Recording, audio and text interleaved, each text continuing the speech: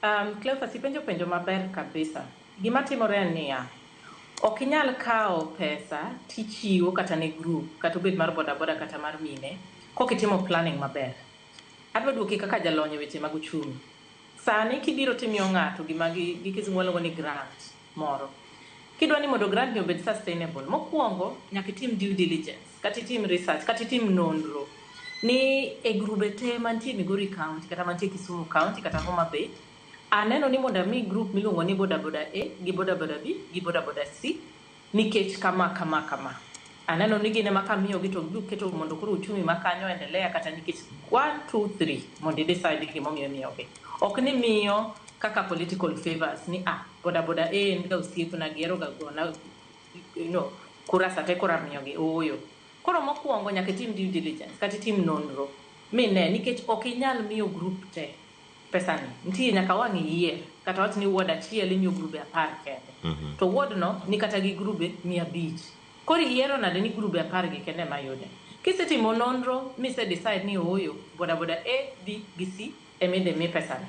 Mar ariyo nyaka tim gimiluongo ni capacity building kata mondo ipuonjgi mondo iwach ni okay, un wuon en chadruok mane ma un go. Gibonyisi ni oyo wan kaka jo boda wadwaro pesa mondo konywa mondo watim go 1 2 3.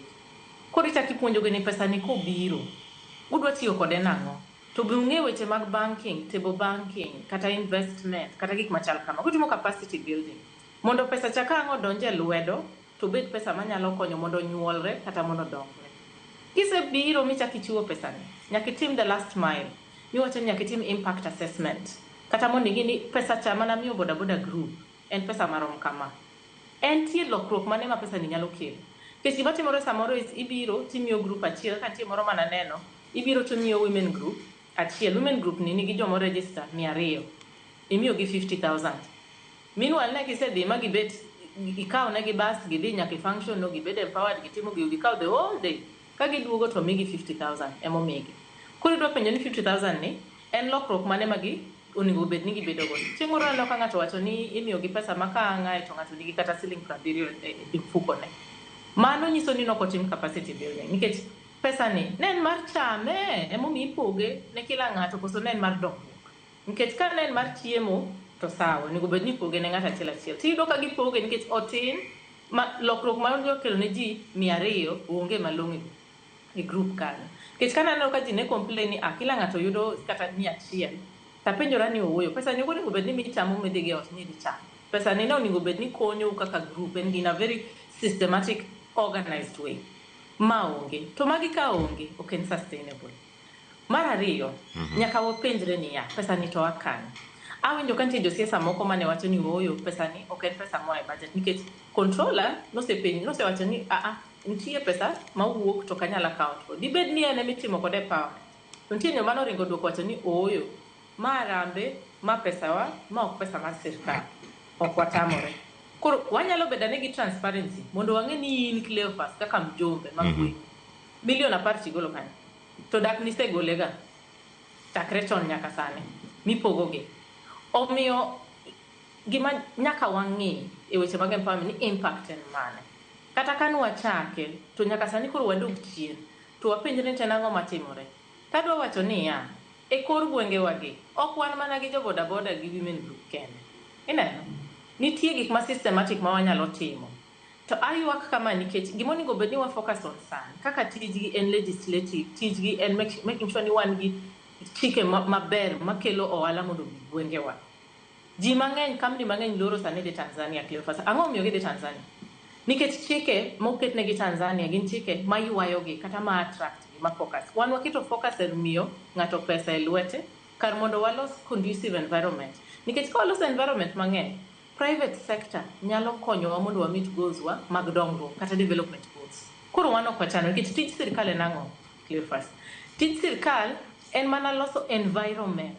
Inoko onego bed ni timo last mile. Kaka sirkal ini make sure ni chike nitie, security nitie, ipuonjo oganda, ji obedo empowered gi capacity maginyalo tiyo.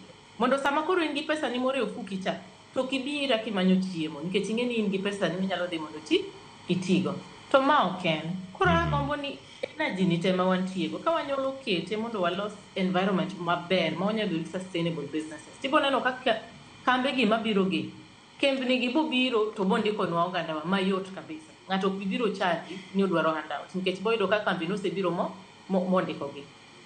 Ana focus area moro ma wacho ga pile kaka jalony weche mag uchumi ni onego wang'e.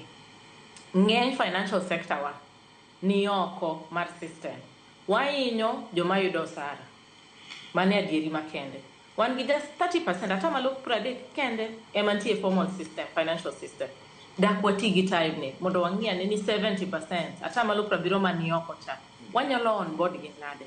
Awacho ga pile ni nitie programs mantie sirkal ma wawuende. Madhi maber kabisa mondo kony mondo wa increase revenue marwa. Dak wa focus on gigi. Dak wangi SACCOs, table banking, waket cooperatives mondo pesa ni kata ka donjo to ok donje lwet ng'ato. Nikech Cleophas an naneno ka empowerment kosebiro tiyudo mjumbe no biro gi cash e lweti koting'o kama kamiyo mine cash ok niyo kata check. Koro accountability no to idwa yude kanyo. Kato nitie be joma seneno mjumbe moro be mananeno mano bet piny moyiero mong'e ni pesa manya yudo en marom kama tan gi mine masane gi mine 2,000. Wacho ni mine 2,000 gi gin mine matimo business matindo tindo ma stock gi nyalo bedo kata stock maromo mana 3,000 kende. Koro adwa miyo gi pesa mondo gimed stock. Ineno ma mjumbe manoparo mowacho ni mae kaka dwa tan gi. Koro en mixed en reaction mopogore. But mana kaka Meshach wacho tijgi en tij legislation representation kade girie mondo gidonge mondo gilos Kenya mondo bet piny manyalo attract investors, attract businesses mondo ndik ji tich. Nikech kaka waendelea ni akia ni joluo adi ma osekawo 1 year sani broad based makoro sani oseyudo tich makoro ginyawacho ni gikelo lokruok e gwenge mopogore opogore ma gintie. Erokamano ahinya Sheila. Ng'eni